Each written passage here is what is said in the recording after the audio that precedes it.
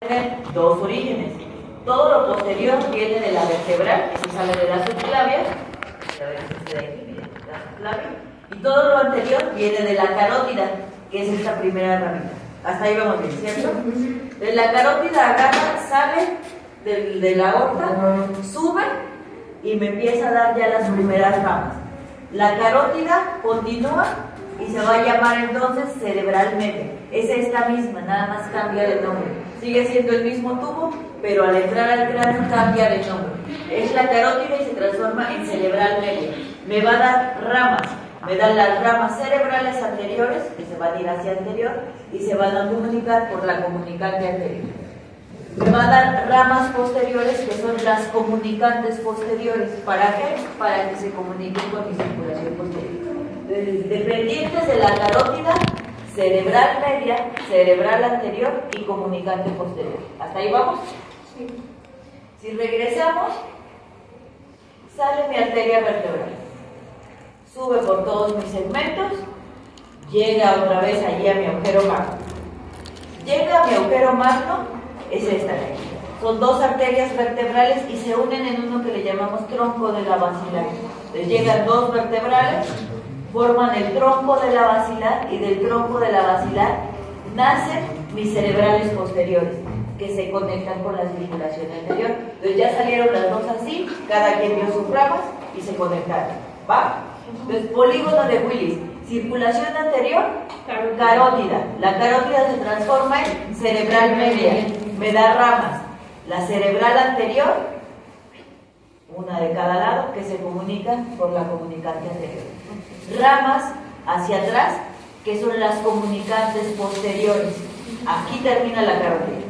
La vertebral, ascienden mis dos vertebrales y forman una sola, que se llama tronco de la basilar. Y el tronco de la basilar da dos ramas, que son las cerebrales posteriores, y que se comunican con toda la circulación de la carótida. De aquí para acá, carótida, de acá para acá, arteria vertebral. Entonces, si ven, todo esto se va a encargar de irrigar al cerebro. Esto para que lo lean después ustedes con calma. Quiero que vean. Cada parte del cerebro va a estar irrigada por una porción de ese polígono de Willis. Todo esto las va a dar la cerebral anterior.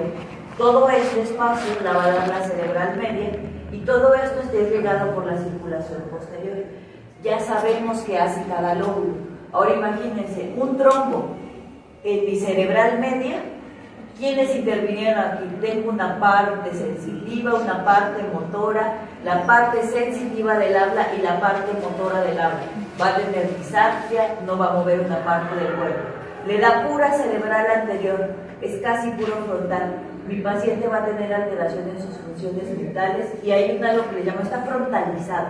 Pierden inhibiciones, empiezan a encuerar, son agresivos. Era de repente, no sé, una monja, un sacerdote que te está hablando hacia pura grosería de cargador, seguramente está frontalizado. Y yo creo que porque las hermanas eso lo han de haber seguido cuando ya están muy viejitas, de repente empiezan a ser groseras. Y dices, si era una santa, surprise, en la circulación anterior. Mientras que si el tronco está en la circulación posterior, ¿qué voy a perder? Mi capacidad visual, la coordinación, y estos son los peligrosos porque acuérdense que circulación posterior es el tronco del encéfalo. Entonces, ¿qué van a perder? La frecuencia cardíaca, la frecuencia respiratoria, la capacidad de deglución. Estos son los más peligrosos, estos son los más comunes. Que bueno, los anteriores son los comunes, los posteriores son los más peligrosos, y estos son los que te dejan secuelas feas, los de la cerebral media, porque son los que se quedan. Es el clásico que se ve y le llegan. Esos son los de la cerebral media. Los de la cerebral anterior te llevan frontalizados y los de la cerebral posterior empiezan con deterioro ostrocaudal. Estos son los que más fácil se mueven por un nivel. Entonces recordemos de rápido, vean, esto de aquí lo que se ve en grisecito son imágenes de infarto, polígono de Willis, circulación anterior y posterior. La circulación anterior me la da la carótida. Llega la carótida al cráneo y se transforma en cerebral media. Me da ramas cerebrales anteriores que se comunican por la comunicante anterior. Me da estas ramas que son dos comunicantes posteriores. Hasta ahí se acaba la carótida. Las vertebrales suben mis dos vertebrales, llegan al cráneo y se transforman en el tronco de la basilar. El tronco de la basilar que me da mis dos cerebrales posteriores. Y ese es todo el polígono de Willis. Lo suena bien complicado cuando vemos el dibujo, pero realmente es fácil. Nada más acuérdense, una sube por adelante y una por atrás y se encuentra en el medio. La carótida me da toda la circulación anterior, por lo tanto me da la del medio, que es mi cerebral media, y mis cerebrales anteriores, que se comunican por una comunicante. Me da mis comunicantes posteriores que se van a comunicar con la circulación posterior.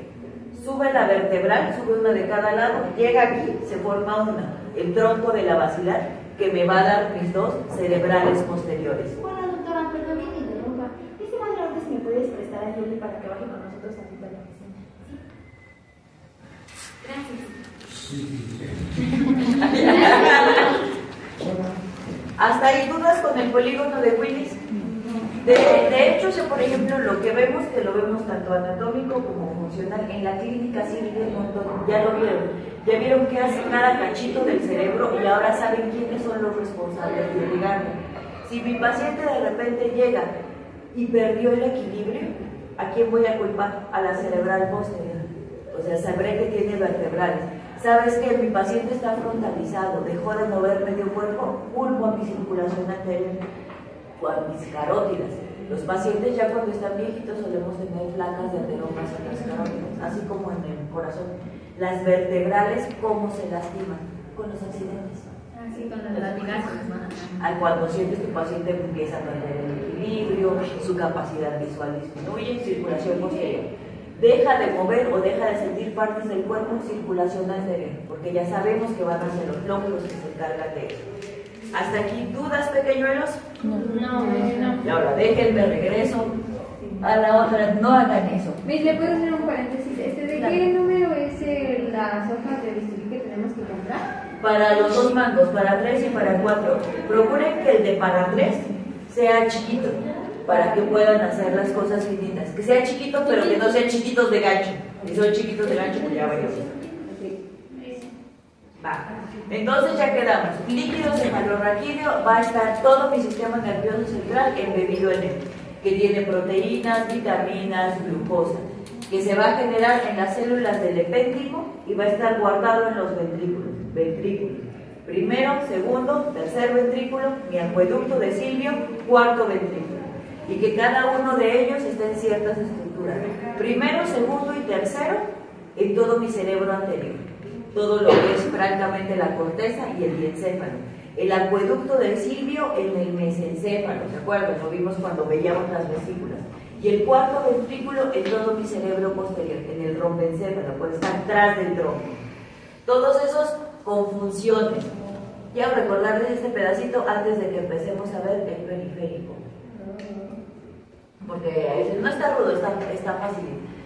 Acá entonces, cerebro, propiamente dicho, es la pura corteza. Dos hemisferios, derecho e izquierdo, conectados ¿por quién? Por el callo. Por el cuerpo calloso. Toda esa masa de cerebro se va a dividir. Si son profundas, se llaman cisuras. Acuérdense, las cisuras me dividen en lóbulos. Me regalen otros 5 minutos. Las cisuras me dividen en lóbulos.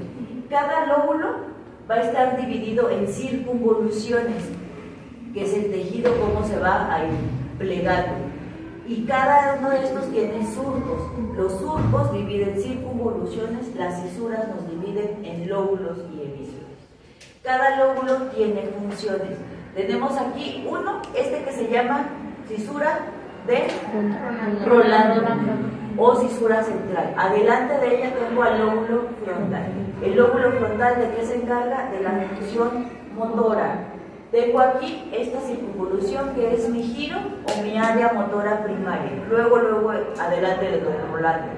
¿De qué más se encarga? De las funciones ejecutivas. Quedamos que son funciones mentales. Cálculo, juicio, razón, abstracción, orientación. Son mis funciones mentales. Detrás de este surco de Rolando tengo el lóbulo parietal. Aquí mi corteza sensitiva y sensorial primaria. Parietal, sensitivo, frontal, motor. Aquí no lo vemos, pero aquí al ladito estaría el lóbulo temporal. ¿Y cómo se llama la cisura entre el lóbulo temporal y estos? La cisura de Silvio. El lóbulo temporal se encarga, uno, de la audición. Tengo ahí mi corteza auditiva primaria y mi corteza de asociación auditiva. Y tengo los elementos sensitivos del habla que se llama área de Wernicke. Se me olvidó acá en el frontal, el área de Broca, la motora del habla. Broca, Wernicke. Luego acá tengo otra cisura que se llama parieta occipital. Atrás de ella el lóbulo occipital, que se encarga de la visión. Tengo mi área visual primaria y secundaria y mis áreas de asociación visual que me hacen ver colores, espacios, dimensiones. Va. Si quito todos estos, tenemos aquí a este, ¿quién se llama? Límbico, no. Ínsula. Se encarga de la integración sensorial. ¿De acuerdo? Lo integro acá. Y este que se llama lóbulo límbico, que se encarga del control de las emociones. Entonces ya quedamos. Motor, sensitivo, auditivo, lo visual. En medio, la integración sensorial y más en medio, el control de las emociones. Debajo de esta corteza yo tengo al diencéfalo.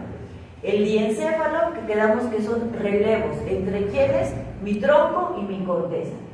Todo esto, diencéfalo, formado por tálamo, epitálamo, subtálamo y heleno.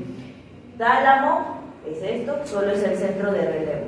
Todo este pedazo, hipotálamo, función neuroendocrina, porque tiene a quién? A la hipófisis. Entonces, estos hacen un eje hormonal. Acá el subtálamo y acá el epitálamo, que se encargan del control sueño-vigilia. ¿Por qué? Porque está la glándula pineal que secreta melatonina. Y quedamos que esa se activa cuando apago la luz. No es una que esté siempre. Bajamos.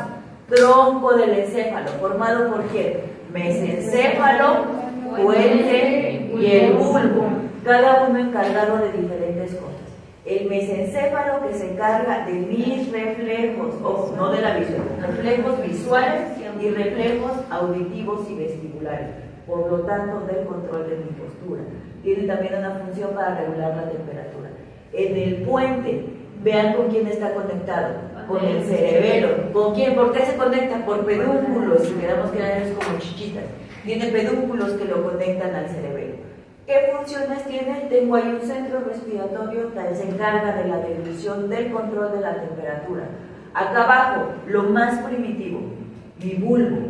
Si quedamos que es lo más primitivo, ¿de qué se encarga? De la frecuencia cardíaca, la frecuencia respiratoria y lo gastrointestinal, lo vasomotor. Acá atrás, cerebelo, separado del resto por la tienda del cerebelo, que era lo que teníamos acá delineado. Que quedamos que se llama cerebelo porque cerebro pequeñito, que está conectado acá a mi tronco por los pedúnculos, que hay un superior, un medio y un inferior, que son sus conexiones, que se encarga principalmente del equilibrio, de la coordinación y del control fino de los movimientos y del aprendizaje.